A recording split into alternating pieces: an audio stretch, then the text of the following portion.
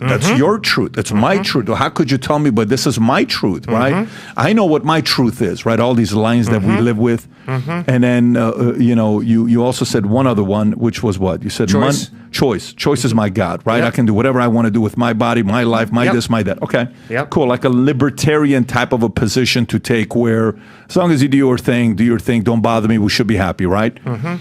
So why is, if that's the case in Christianity, why is the religion of Islam growing the way it is? Why are they exponentially growing?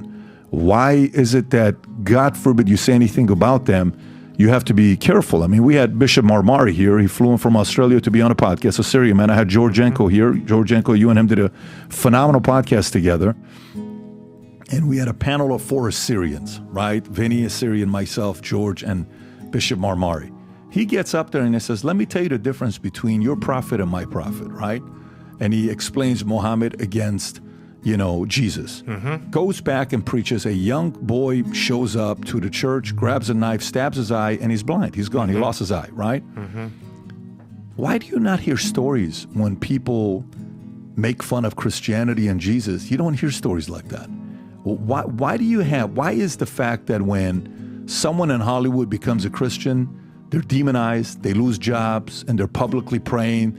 In the NFL, one athlete, the guy that's the Houston, what's the Houston Texans, the young guy who had a very, very good season, Stroud, I think something Stroud.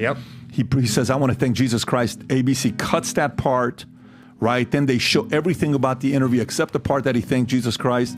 But if somebody thinks Muhammad or Muslim, they protect it, they celebrate it. Why the difference in the way they treat Christians versus Muslims? This past spring, I was at Ole Miss University, and a young woman stepped out of the crowd, and with tears coming down her cheeks, she said, my professor told me that God is Santa Claus, and the Bible is totally irrelevant.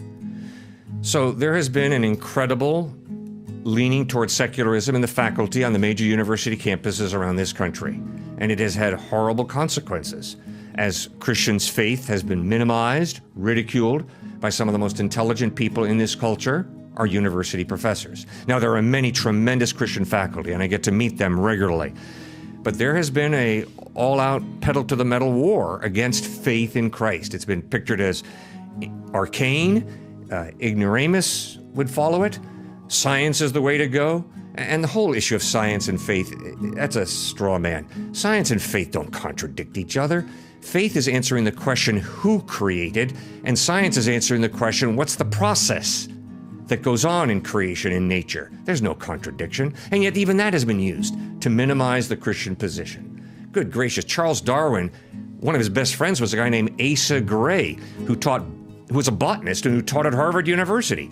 And they corresponded. Asa Gray sent 300 letters to Charles Darwin. And Asa Gray says, Charles, you don't have to reject your faith in Christ just because of evolution. There's an intelligent mind behind this amazing process of evolution. And Charles Darwin couldn't buy it. I personally feel that Charles Darwin rejected Christ because of his daughter who died and because of his uncle, who was not a believer in Christ, who died. So I don't think it was because of evolution, really, if you go down to the fact. But once again, science is used in our culture to minimize faith in Christ. And so it's hard. Now, let's compare the growth of Islam with the growth of Christianity. Christianity is booming around the world, not necessarily in the West, but in Asia, Africa, and South America.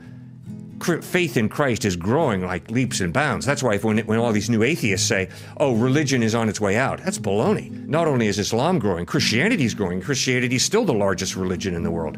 And if the trends continue the way they are going today, there will be more followers of Christ in China than in any nation in the world. It's incredible, the growth of the underground church in China.